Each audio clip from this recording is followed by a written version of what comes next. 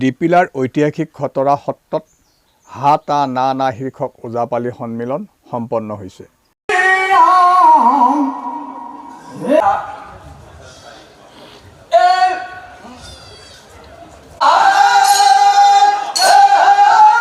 দৰঙৰ ওজাপালিক ৰাষ্ট্ৰীয় পৰ্যায়ত শাস্ত্ৰীয় সংগীত হিচাপে প্ৰতিষ্ঠাৰ লক্ষ্যৰে সাংস্কৃতিক সঞ্চালকালয়ৰ দ্বাৰা খতৰা সত্ৰত অনুষ্ঠিত হৈছে ওজাপালি সন্মিলন।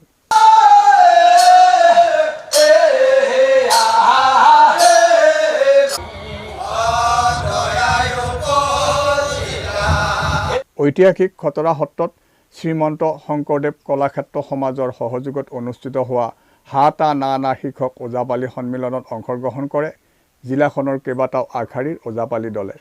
এই সন্মিলন আনুষ্ঠানিকভাৱে উদ্বোধন কৰি ওজাপালিৰ ৰাগত অভিভূত হৈ পৰে বিশিষ্ট শিল্পী তথা শংকৰদেৱ কলাক্ষেত্ৰৰ উপাধ্যক্ষ জিতুল সোণোৱাল।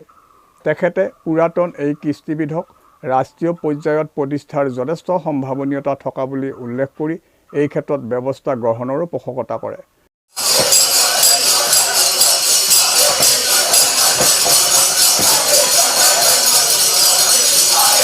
সম্ভাৱনাৰ কথাটো যদি ক'বলৈ যাওঁ, এইটো মোৰ মতে এইটো সকলো ফালৰ পৰাই সম্ভাৱনা আছে, কাৰণ ইয়াত যিখিনি উপাদান আছে সেইখিনি মানে ভাবিব নোৱাৰা ধৰণে এইখিনি মানে চহকী আৰু শক্তিশালী। আপোনালোকে মই যিটো অনুভৱ কৰিছোঁ, এই ভাৰতীয় পৰ্যায়ৰ স্বীকৃতিটো পাবই লাগে, আৰু মই ভাবোঁ ভাৰতীয় পৰ্যায়ৰ স্বীকৃতি পোৱাৰ পিছত ই খুব সোনকালে বিশ্ব পৰ্যায়তো স্বীকৃতি পাবলৈ সমৰ্থ হ'ব। কাৰণ মই এজন নিজে সংগীত শিল্পী হিচাপে মই যদি সততাৰে ক'বলৈ যাওঁ,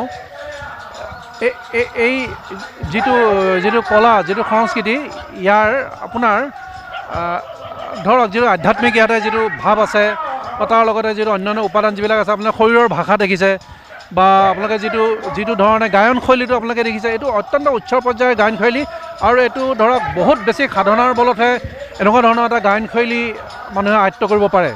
এতিয়া আমি যিহেতু তেওঁলোক আমাৰ শিপাজাৰ অঞ্চলৰ ৰাইজ, আমাৰ শিল্পীবিলাক বা তেওঁলোকে যিসকল শিল্পী তেওঁলোকে কৰি আছে, গতিকে সেইটো কেতিয়াবা আমি ভাবোঁ যে তেওঁলোকে এই ধৰণৰ শিক্ষানো ক'ত পালে, কিন্তু তেওঁলোকে জন্মৰে পৰা তেওঁলোকে এইটোৰ ওপৰত তেওঁলোকে বহুত সাধনা কৰিছে, এইটোৰ ওপৰত তেওঁলোকৰ যিটো প্ৰেক্টিছ সেইটো তেওঁলোকে চলাই ৰাখিছে বিভিন্ন ধৰ্মীয় অনুষ্ঠানত হওক বা অন্যান্য অনুষ্ঠানত হওক, আৰু বহুত কষ্টৰ মাজত থকাৰ পিছতো তেওঁলোকে এই পৰম্পৰাটো তেওঁলোকে জীয়াই ৰাখিছে।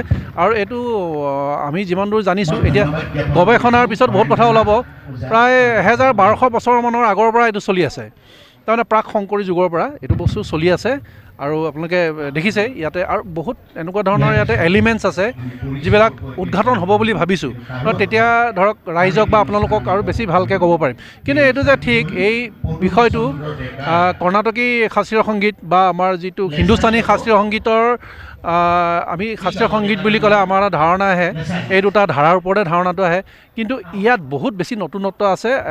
এখন সাগৰ, এখন আমি ইয়াক যদি আমি বিস্তাৰিত কৰিব পাৰোঁ, তেতিয়া আৰু বহুত কথা ইয়াৰ পৰা ওলাব বুলি মোৰ বিশ্বাস।